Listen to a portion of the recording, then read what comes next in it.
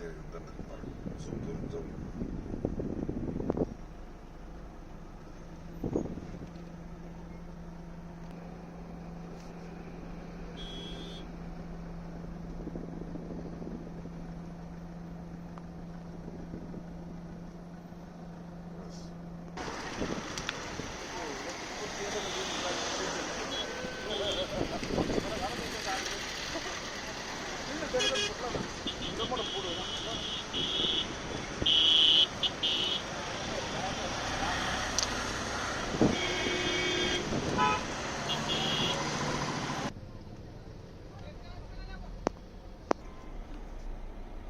रविवार दिनांक 4/5/2025 आम्ही सकाळी याच रोडनं जेजुरीला दर्शनासाठी गेलो.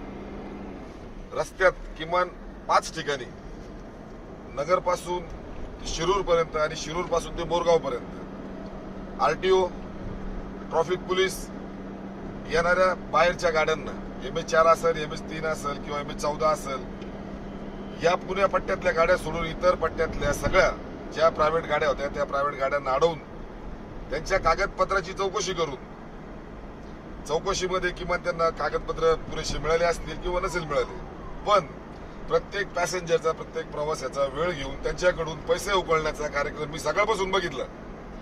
पण आज आम्ही परतीच्या प्रवासाला असताना, आता संध्याकाळचे 7 वाजता आहेत, एक एसटी महामंडळाची बस ती पेटलेली आहे. ती आता आम्ही शूटिंग मध्ये पहिले सुरुवातीला तुम्ही बघा, पूर्ण टायर, तिची पूर्ण बॉडी त्या गाडीची पूर्ण भस्मसात झालेली आहे.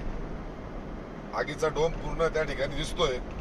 कदाचित त्याच्यामध्ये कुठलीही मानवहानी झालेली नसणार आहे, कारण त्या ठिकाणच्या काही असणाऱ्या लोकांशी आम्ही चौकशी केली. जवळजवळ 2 तास झाले असणार आहे. मग जर तुम्हाला या पोलिसांना, या आरटीओला मी मुख्यमंत्री साहेब देवेंद्र फडणवीस आपल्याला विनंती करतो, आम्ही महाराष्ट्राच्या बाहेर अनेक ठिकाणी प्रवास करतो. कर्नाटक असेल, आंध्र असेल, गुजरात असेल, मध्य प्रदेश असेल, त्या ठिकाणचे ट्रॅफिक पोलीस, आरटीओ कधीही त्रास देत नाही. आपली ह्या केंद्रस्थानी या एवढ्या पट्ट्याच्या शिर्डी एक धर्मदायक धार्मिक स्थळ आहे, मोठं शनी शिंगणापूर आहे. लोक दर्शनासाठी महाराष्ट्रभरातून येतात, जगभरातून येतात. म्हणून हे ट्रॅफिक पोलीस असेल, हे आरटीओचे ऑफिसर असतील, हे हप्ते गोळा करतात. मी विनंती करतो, महाराष्ट्राची बदनामी होती. अक्षरशः महाराष्ट्राच्या बाहेरचा पॅसेंजर आपल्या पोलीस यंत्रणेला, आरटीओ यंत्रणेला शिव्या घालतात. तुम्हाला सत्ताधाऱ्यांना सुद्धा शिव्या घालतात. अहिल्यानगरचे एसपी साहेब, तुम्हाला सुद्धा आता व्हिडिओ तुम्ही बघत असाल तर लाज वाटण्यासारखी तुम्हाला सुद्धा लाज वाटली पाहिजे या गोष्टीची. हप्ते गोळा करण्यासाठी ठिकठिकाणी आरटीओच्या आणि पोलिसांच्या गाड्या आहेत. एवढी मोठी आग लागली, ट्रॅफिक जाम झाली. प्रवाशांनी, काही एसटीचे कंडक्टर असतील त्यांनी आणि काही मोटरसायकल चालवणाऱ्या लोकांनी ट्रॅफिक मोकळी करण्याचा प्रयत्न केला. 2 ते 3 तासानंतर एक पोलीस सिव्हिलवर आला, तोही कोणाच्या तरी गाडीवर बसून आला. साधी पोलिसाची गाडी सुद्धा नाही आली. पोलिसाच्या ड्रेसवर साधे हवालदार सुद्धा त्या ठिकाणी पोहोचले नाही. ट्रॅफिकचे तर आलेच नाही. हरामखोर आरटीओचे सुद्धा आले नाही. जे हप्ते घेतात ते लोक सुद्धा या ठिकाणी दिसले नाही. अक्षरशः पॅसेंजरची या ठिकाणी ज्या इतर गाड्या जवळून गेल्या त्यामध्ये महिला असतील त्या घाबरून गेल्या होत्या. आम्ही आमच्या डोळ्यांनी बघितलं. लाज वाटण्यासारखी गोष्ट आहे. आरटीओ, एसपी साहेब, तुम्हाला सुद्धा सांगतो, या अहिल्यानगरमध्ये किती काळा बाजार चालतो, किती 2 नंबर धंदे चालतात, त्याच्याकडे तुमचं पूर्ण लक्ष आहे.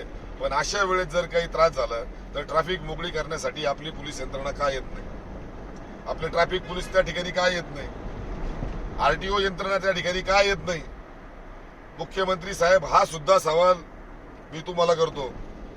आपण जर म्हणता भ्रष्टाचार मुक्त किंवा आमची यंत्रणा पूर्ण सज्ज आहे, पोलीस यंत्रणेपासून आरोग्य यंत्रणेपासून आमची सगळी यंत्रणा सज्ज आहे, मग अशा जर ह्या हायवेला असे मोठे मोठे अपघात अचानक घडतात, उन्हाळ्याचे दिवस आहेत, टेम्परेचर प्रचंड प्रमाणात आहे, अशा ही आग इतकी भयानक आग होती, त्या जर माणसं असते तर कदाचित सगळे मेले असते. हे वाईट आहे. पुन्हा एकदा मुख्यमंत्री साहेब, या अहिल्यानगरचे एसपी असतील, कलेक्टर असतील आणि सगळीच पोलीस यंत्रणा आणि आरटीओ जे करप्टेड, मी त्यांना म्हणतोय, या यंत्रणेमध्ये चांगले सुद्धा अधिकारी आहेत, त्यांचं आम्ही कौतुक करणार 100%. पण अशा यंत्रणेमध्ये जे भ्रष्टाचारी आहेत याची चौकशी झाली पाहिजे. या चौकशीमध्ये जे दोषी आढळतील, ज्यांनी दिरंगाई केली असेल त्यांच्यावर त्वरित कारवाई करा. अन्यथा ह्या रस्त्याने जाणारे येणारे जेवढे प्रवासी होते, हे प्रवासी सगळे आपल्या शिवाय शाप घालतील, हे आपल्याला दोषी ठरवतील, असं मी या अपघाताच्या निमित्तानं सांगतो. कृपया याची चौकशी झाली पाहिजे. धन्यवाद. जय हिंद, जय महाराष्ट्र.